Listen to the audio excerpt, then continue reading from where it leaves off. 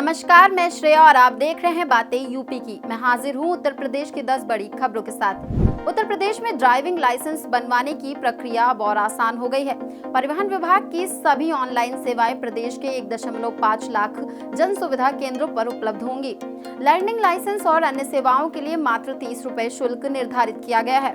इससे लोगों को आरटीओ कार्यालय के चक्कर नहीं लगाने पड़ेंगे और दलालों से बचाव होगा। परिवहन मंत्री के अनुसार सीएससी डिजिटल सेवा पोर्टल को एसबीआई MOPS पेमेंट गेटवे से जोड़ा गया है, जिससे नागरिक सीधे जन सुविधा केंद्रों से सेवाओं का लाभ उठा सकेंगे। उत्तर प्रदेश में सोलर उद्योग लगाने के लिए रिश्वत मांगने के आरोप में मुख्यमंत्री योगी आदित्यनाथ ने IAS अधिकारी अभिषेक प्रकाश को निलंबित कर दिया है। जांच में दोषी पाए जाने के बाद IAS अभिषेक प्रकाश पर ये कार्रवाई की गई है। मुख्यमंत्री योगी अपनी जीरो टॉलरेंस नीति के लिए जाने जाते हैं और अब तक 11 अधिकारियों को निलंबित कर चुके हैं। हालांकि इनमें से कई को बाद में बहाल भी किया गया है। इससे पहले लखीमपुर खीरी में जमीन की पैमाइश में लापरवाही के आरोप में IAS घनश्याम सिंह को भी निलंबित किया गया था, जिन्हें अब बहाल कर दिया गया। अब बढ़ते हैं अगली खबर की ओर। Allahabad high court bar association ने दिल्ली हाई कोर्ट के जज यशवंत वर्मा के तबादले का विरोध किया। एसोसिएशन ने कहा ये कोई कूड़ेदान नहीं है। वर्मा के सरकारी आवास से भारी मात्रा में कैश बरामद होने के बाद सुप्रीम कोर्ट कॉलेजियम ने उनका तबादला करने का प्रस्ताव पारित किया था। बार एसोसिएशन ने इस फैसले पर कड़ी आपत्ति जताई और इसे अनुचित करार दिया। मामला तूल पकड़ रहा है, जबकि न्यायपालिका में पारदर्शिता और जवाबदेही की बहस फिर से छिड़ गई है। उत्तर प्रदेश में वन क्षेत्र में 559.19 वर्ग किलोमीटर की वृद्धि हुई है, जिससे ये छत्तीसगढ़ के बाद दूसरे स्थान पर आ गया है। राज्य सरकार ने 8 वर्षों में 204 करोड़ से अधिक पौधे लगाए हैं। वन संरक्षण और अवैध कटान रोकने के लिए प्रयास जारी है। विभिन्न योजनाओं के तहत वृक्षारोपण और जलवायु संतुलन बनाए रखने के कदम उठाए गए हैं। विशेषज्ञों का मानना है कि सतत मॉनिटरिंग और स्थानीय प्रजातियों के वृक्षारोपण से अधिक प्रभावी परिणाम मिल सकते हैं। सरकार का लक्ष्य हरित प्रदेश बनाना है। इसी के साथ अब बढ़ते हैं अगली खबर की ओर।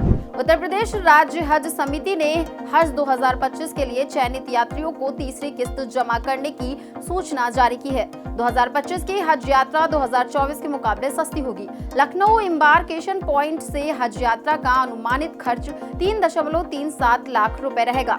यात्री www.hajcommittee.gov.in से पे इन स्लिप डाउनलोड कर स्टेट बैंक या यूनियन बैंक में भुगतान कर सकते हैं। ऑनलाइन भुगतान की सुविधा भी उपलब्ध है। कुर्बानी विकल्प चुनने वालों को अतिरिक्त 16,600 रुपए जमा करने होंगे। तीसरी किस्त की अंतिम तिथि 3 अप्रैल 2025 तय की गई है। अलीगढ़ सेवा योजन विभाग नर्सिंग और केयरटेकिंग छात्रों को जापान, जर्मनी और इजराइल में नौकरी देने जा रहा है। आवेदन 31 मार्च तक विभाग की वेबसाइट rozgarsangam.up.gov.in पर करना होगा।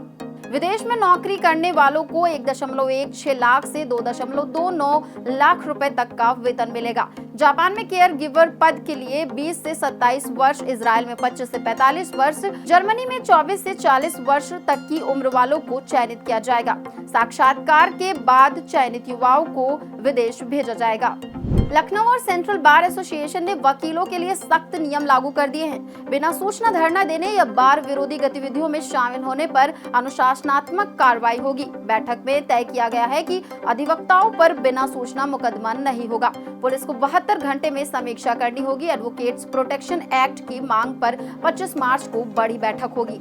फर्जी वकीलों पर भी कड़ी नजर रखी जाएगी और पकड़े जाने पर FIR दर्ज होगी। बार एसोसिएशन ने साफ किया कि नियमों का उल्लंघन बर्दाश्त नहीं किया जाएगा। अब बढ़ते हैं अगली खबर की ओर। 21 मार्च यानी आज दिन और रात 12-12 घंटे के बराबर होंगे, जिससे गर्मी बढ़ी और ये खगोलीय घटना किसी भी स्थल के अक्षांश और देशांतर को दर्शाने में मदद करती है। ज्योतिषाचार्यों के अनुसार इस घटना का असर राशियों पर भी पड़ेगा। मीन, कुंभ और मेष राशि पर 7.5 का प्रभाव रहेगा, जबकि धनु और सिंह राशि पर ढैया शुरू होगी। वृष, तुला और कन्या राशि के लिए ये समय शुभ रहेगा। 23 मार्च से नया संवत शुरू होगा, जिससे कुछ राशियों को विशेष लाभ मिलेगा। यूपी बोर्ड परीक्षा 2025 में पकड़े गए सॉल्वरों के कारण संबंधित परीक्षार्थियों की उत्तर पुस्तिकाओं का विशेष मूल्यांकन किया गया।